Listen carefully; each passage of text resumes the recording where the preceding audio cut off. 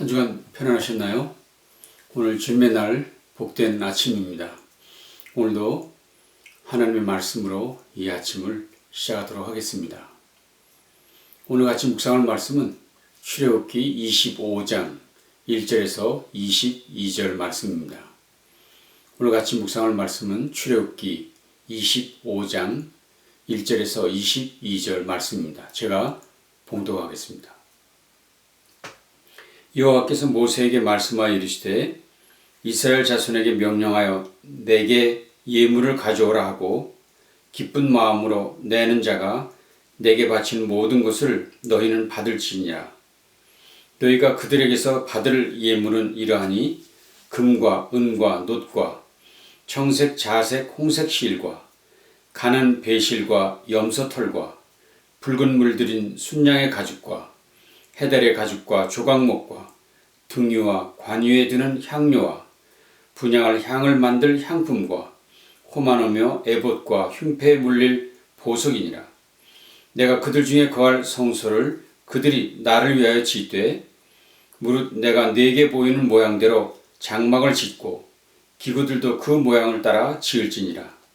그들은 조각목으로 궤를 짜되 길이는 2규빗 반, 너비는 1규빗 반, 높이는 1규빗 반이 되게 하고 너는 순금으로 그것을 싸되 그 안팎을 싸고 위쪽 가장자리로 돌아가며 금태를 두르고 금고리 넷을 부어 만들어 그 네 발에 달되 이쪽에 2고리 저쪽에 2고리를 달며 조각목으로 채를 만들어 금으로 싸고 그 채를 궤 양쪽 고리에 꿰어서 궤를 매게 하며 채를 궤 고리에 꿰은 대로 두고 빼내지 말지며 내가 네게 줄 증거판을 궤 속에 둘지며 순금으로 속죄서를 만들되 길이는 2규빗 반, 너비는 1규빗 반이 되게 하고 금으로 그룹 둘을 속죄서 두 끝에 쳐서 만들되 한 그룹은 이 끝에 또 한 그룹은 저 끝에 곧 속죄서 두 끝에 속죄서와 한 덩이로 연결할지며 그룹들은 그 날개를 높이 펴서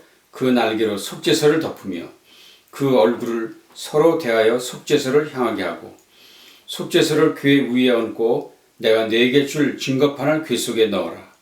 거기서 내가 너와 만나고 속죄서 위 곧 증거궤 위에 있는 두 그룹 사이에서 내가 이스라엘 자손을 위하여 네게 명령할 모든 일을 네게 이르리라.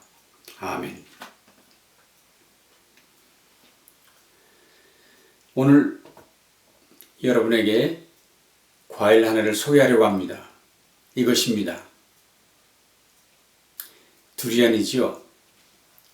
겉모양이 거칠고 냄새도 향기롭지 못합니다. 그래서 이 과일을 처음 대하는 분들은 즐겨하지 않습니다. 그러나 이 과일의 별명이 과일의 제왕이라는 것 아시죠? 세상의 모든 과일 중에서 으뜸이라는 말입니다. 제가 살펴보니까 두리안이 가지고 있는 영양소도 대단하더라고요. 제가 조사한 바에 의하면 암의 위험을 덜어준다고 했습니다. 또 심장병을 방지해준다고도 했습니다. 그리고 감염과도 잘 싸우는 내용을 가지고 있다고 합니다. 한글 사이트에 보니까 골다공증 예방, 불면증 개선, 피로 해소, 빈혈 개선, 노화 방지, 변비 개선, 심장 건강에 유익하다고 합니다. 이 정도면 이 두리안을 먹으면 모든 병을 이겨낼 것 같지 않으십니까? 여러분, 사실 오늘 저는 이 과일 선전하려고 여러분 앞에 선 것은 아닙니다. 오늘 본문 때문에 이 두리안 이야기를 사실은 꺼냈습니다. 오늘 본문 출애굽기 25장 내용이 너무 길고 딱딱한 말씀이고 그래서 별로 유익이 없을 것 같다는 생각이 들지 않으셨습니까? 마치 처음 여러분이 두리안을 대했을 때처럼 말입니다. 물론 어찌 두리안과 하나님 말씀을 비교할 수 있겠습니까? 그러나 많은 사람들이 이런 말씀들 앞에서 머뭇머뭇거리고 가까이 하지 않으려고 하는 것이 사람들의 일반적인 태도지요. 그러나 여러분, 모든 성경이 하나님 말씀인 것을 믿으십니까? 예, 그러실 줄 믿습니다. 오늘 말씀은 내게 주신 하나님 말씀인 것을 또한 믿으십니까? 예, 그러신 줄 믿습니다. 그렇다면 오늘 이런 말씀도 내게 영적 교훈을 주실 것을 믿고 귀를 기울이는 것이 성도의 합당한 태도 아닐까요? 그러니 오늘도 좀 긴 말씀, 따뜻한 말씀이지만 기대하십시다. 하나님의 음성 듣기를 사모하면서 오늘 말씀 묵상에 같이 참여하시기를 바랍니다. 하나님께서는 출애굽기 20장에서 10계명을 이미 말씀하셨습니다. 그리고 그 이후 계속해서 필요한 계명들을 말씀해 주셨습니다. 그런데 25장부터는 백성들이 제사할 예배 초소를 준비하도록 하시고 계십니다. 그 첫 번째 준비로 성소와 법궤를 만들기 위한 준비를 할 것을 명령하십니다. 백성들이 하나님을 예배할 이 성막, 그 중에서 성소와 법궤를 준비하도록 하신 것이지요. 이것이 오늘 본문의 내용입니다. 그런데 이런 본문을 대하는 저와 여러분에게 이런 의문이 있습니다. 아니, 이 성소와 법궤가 우리에게 무슨 의미가 있는가? 이미 하나님께서는 십계명을 통해 어떤 형상도 만들지 말라고 말씀하셨는데, 그리고 형상을 만드는 자는 반드시 죽이라고까지 말씀하셨었는데, 그런데 여기서 성막을 만들라, 성소를 만들라, 법궤를 만들라고 하시다니. 사실 이 형상을 만들지 말라는 말씀 때문에 우리는 한동안 교회 안에 십자가를 두는 것까지도 우리들이 조심했던 것을 생각할 수 있습니다. 그런데 여기서 성막을 만들라, 성소를 만들라, 거기에 필요한 모든 기구들을 만들라고 하시고 있는 것 쉽게 이해되지 않습니다. 더욱이 지금은 성막이 없습니다. 성소도 법궤도 없습니다. 그런 것들이 없어진 지 아주 오래됐고 이스라엘 성지에 가셔서도 성전은 발견할 수 없습니다. 이 땅 어디에서도 성경에서 말한 이 성막은 발견되지 않습니다. 그런데 오늘 왜 우리가 이 성막 만드는 이야기, 성소와 법궤 만드는 이야기를 읽고 묵상해야 하는 것일까요? 그렇습니다. 하나님은 지금 우리에게 성막을 지으라 명령하는 것 아닙니다. 성소를 짓고 법궤를 만들라고 명령하시는 것도 아닙니다. 그렇다면 본문이 주는 교훈은 무엇일까요? 무엇을 말씀하시려 하시는 것일까요? 여기서 잠시 생각을 해봐야 될 것 같습니다. 여러분, 성막은 무엇 하기 위한 장소였습니까? 성소는 왜 필요하고 법궤는 왜 필요했습니까? 성막은 회막이라고도 했습니다. 회막이란 tent of meeting, 즉 만남의 장막을 의미합니다. 누구와 누구가 만난다는 것입니까? 하나님과 인간이 만나는 것이라는 것이죠. 출애굽기 29장에는 이렇게 말씀했습니다. 내가 거기서 너희와 만나고 내게 말하리라. 내가 거기서 너희와 만나고 내게 말하리라. 내가 거기서 이스라엘 자손을 만나리니 내 영광을 인하여 회막이 거룩하게 될지라 말씀했습니다. 거기서 하나님께서 백성을 만나주시겠다고 약속하셨습니다. 물론 그곳엔 하나님의 형상은 없습니다. 그러나 그곳에서 하나님을 만나고 하나님을 예배하기 위해 그곳에 나아가야 한다고 얘기하고 있습니다. 말씀이 주어진 지 수천 년이 지난 지금도 분명한 것은 우린 예배를 드리기 위해 그분을 만나기 위해 그곳으로 가야 한다 하는 것입니다. 비록 지금 우리가 팬데믹 상황에서 각자의 집에서 예배하고 있지만 사실 이것은 하나님의 방법은 아닙니다. 이건 임시적인 것입니다. 그러므로 여기서 이렇게 예배하는 것이 좋다, 앞으로도 이렇게 하자고 말씀하시면 안 됩니다. 온 성도가 주님을 예배할 곳으로 나와야 합니다. 그날이 속히 오도록 우리 모두 간절히 기도해야 됩니다. 이건 매우 중요한 이야기죠.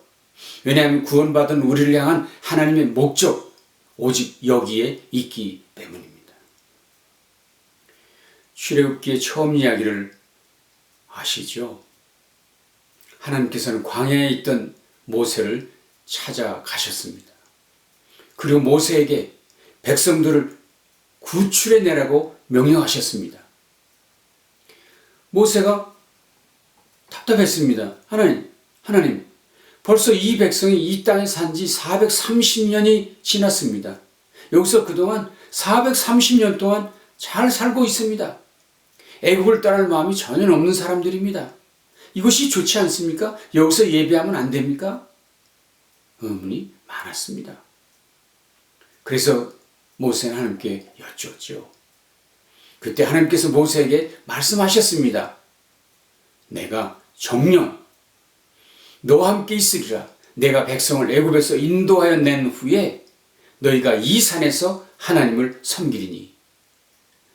내가 백성을 애굽에서 인도하여 낸 후에 너희가 이 산에서 하나님을 섬기리니 이것이 내가 너희를 보낸 증거니라. 출애굽기 3장에서 말씀하셨지요. 그래서 결국 모세는 바로 왕에게도 나아가서 하나님 주셨던 말씀을 그대로 전했습니다. 내 백성을 보내라. 그러면 그들이 광야에서 내 앞에 절기를 지킬 것이니라. 내 백성을 보내라. 왜? 광야에서 절기를 지키게 하기 위해서라. 그렇습니다. 백성들을 애굽에서 건져내신 이유는 한 가지, 예배하는 백성 삼기 위한 것입니다. 오직 이 일 때문에 그들을 구원하신 것이었어요. 그렇습니다. 우리를 구원하신 목적도 오직 한 가지입니다. 예배하는 백성 되게 하기 위함이지요. 이사야 선지도 말했습니다. 이 백성은 내가 나를 위하여 지었나니 나를 찬송하게 하려 함이니라. 이사야 43장 말씀이었습니다. 사도 바울도 말씀했습니다. 그 기쁘신 뜻대로 우리를 예정하사 예수 그리스도로 말미암아 자기 아들들이 되게 하셨으니 이는 그가 사랑하는 자 안에서 우리에게 거저 주시는 바 그의 은혜의 영광을 찬송하게 하려는 것이라. 에베소 1장에서 말씀하신 말씀이죠. 구원받은 성도의 유일한 목적은 예배하는 백성 되게 하려 함입니다. 비록 지금 우리가 팬데믹으로 함께 모여 예배할 수 없지만 이 분명한 우리의 목적을 잊지 말아야 합니다. 우리가 어떤 상황이 있다 해도 우리의 존재 이유는 예배하는 백성 되는 것입니다.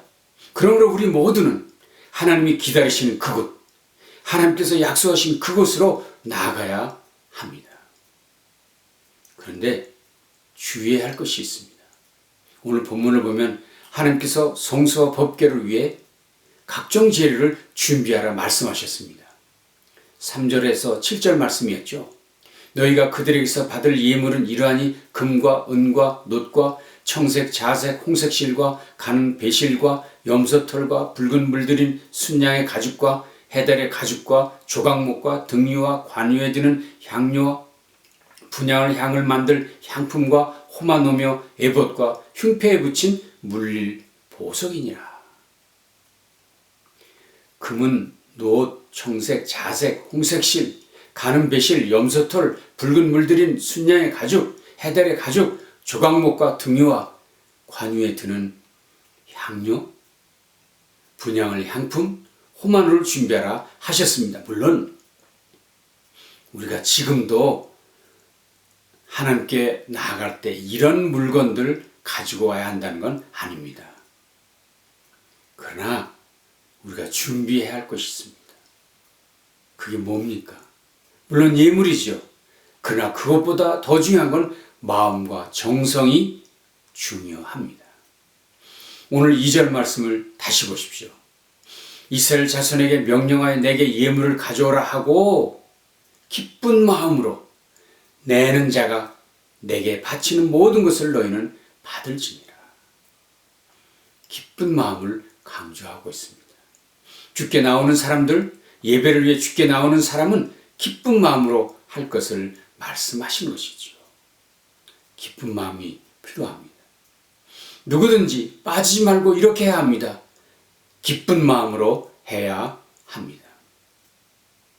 하나님께 나오는 모든 이들, 특별히 예배를 위해 나오는 모든 이들은 기쁜 마음으로 나와야 합니다.